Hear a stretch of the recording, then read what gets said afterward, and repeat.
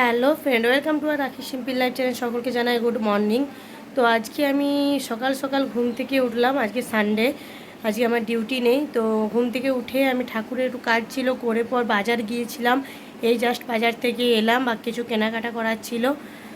তো এরপর আমি কি করব তোমাদের সাথে শেয়ার করব, তোমরা দেখতে থাকো। আজকে আমি চুলে হেনা করব। পুজো থেকে প্যাকেটটা কেনা ছিল, করা হয়নি, শরীর খুব খারাপ ছিল পুজোর সময়, তারপর থেকে করা হয় নাই। দিচ্ছি তো আজকে করব। এই যে বাজার যাওয়ার সময় এটা গুলে দিয়ে গেছিলাম, দেখতে পাচ্ছ।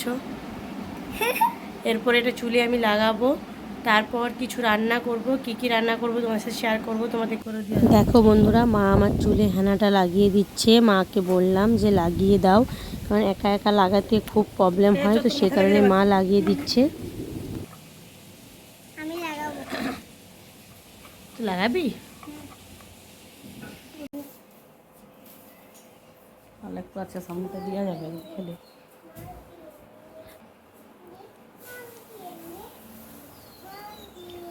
কি করছিস রে? কি করছিস?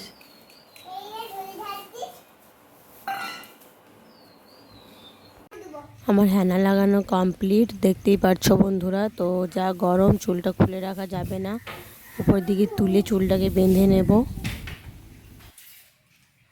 দেখো বন্ধুরা, বলেছিলাম না যে আজকে কিছু রান্না করব। তো এই যে ছাগলের ভুঁড়ি রান্না করছি, দেখতে পাচ্ছ সেদ্ধ করা হয়ে গেছে। আর এখানে মশলাটাকে কষিয়ে নিচ্ছি, খুব সুন্দর কালারটা এসছে দেখতে পাচ্ছ। আর এখানে আলু সেদ্ধ করা আছে। তো আজকে আলু দিয়ে ভুঁড়িটা একই সাথে রান্না করব। অন্য দিন হচ্ছে শুধু ভুঁড়ি রান্না করে খেয়েছি অনেকবার। আর আগে সানডেতে মাংস খেয়েছিলাম, তো মাংসটা প্রতিবার ভালো লাগে না। তো এইবারে হচ্ছে ভুঁড়ি নিয়ে এলাম এই সানডেতে, কারণ সানডেতে তো আমি বাড়িতে থাকি, তাছাড়া প্রতিদিন আমার ডিউটি থাকে। তো ওই জন্য আজকে সকালে বাজার গিয়েছিলাম, আরও কিছু কেনার ছিল, আর তার সাথে ছাগলের ভুঁড়ি নিয়ে এলাম। তো ছাগলের ভুঁড়ির পুরো রেসিপিটা আমার ব্লগে ছাড়া আছে, তোমরা দেখে নেবে। তো ঠিক আছে, এখনের মতো টাটা, আবার একটু পরে আসছি। দেখো, আমি জল আলু সমস্ত কিছু দিয়ে দিয়েছি, ভুঁড়িটাও দিয়ে দিয়েছি। আর এখানে আরেকটু জল গরম করছি দেব বলে। ছোট কড়াইটাতেই চাপিয়েছিলাম, বাট ধরলো না, ওই জন্য বড়ো কড়াইটাতে আবার ঢালতে হলো, কারণ 1 কিলো 600 আছে। তো বড় কড়াইটাই চাপিয়ে দিলাম, খুব ভালোভাবে ফুটে উঠবে তাহলে। দেখো ফ্রেন্ড, আমি আবার চলে এলাম। তো দুপুরে খাওয়া দাওয়া সমস্ত কমপ্লিট। এখন বাজছে দুপুর 2টো, এখনও স্নান করিনি, দেখতে পাচ্ছ। কারণ হেনাটা লাগিয়েছিলাম, 3-4 ঘন্টা হেনাটা মাথায় রাখতে হয়, তো সেই কারণে স্নান করিনি।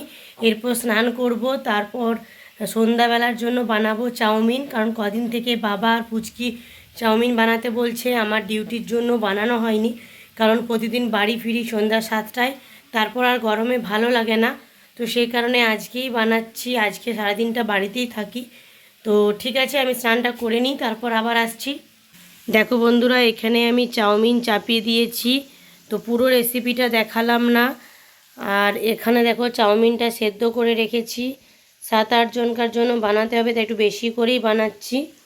আর এখানে সমস্ত মশলা দিয়ে সবজিগুলোকে ভালো করে ভেজে নিচ্ছি, দেখতে পাচ্ছ খুব সুন্দর লাগছে দেখতে। এখানে আমি দিয়েছি আলু, গাজর, ক্যাপসিকাম, টমেটো, পেঁয়াজ, লঙ্কা। চাউমিন বানানো আমার কমপ্লিট। তো এরপর এটা রেখে দেবো, এখন খাবো না, সন্ধ্যাবেলায় খাবো। আমি বানিয়ে নিলাম। তোমাদের কেমন লাগলো অবশ্যই জানাবে। সবাইকে ভাগ করে দিলাম চাউমিন। দেখো, এটা আমি আমার জন্য নিয়ে নিয়েছি, এরপর আমিও খেয়ে নিই। দেখতে পাচ্ছ আমি চাউমিন খেতে খুব ব্যস্ত। তো তোমরা সকলেই এসো, তোমাদেরকেও চাউমিন বানিয়ে খাওয়াবো।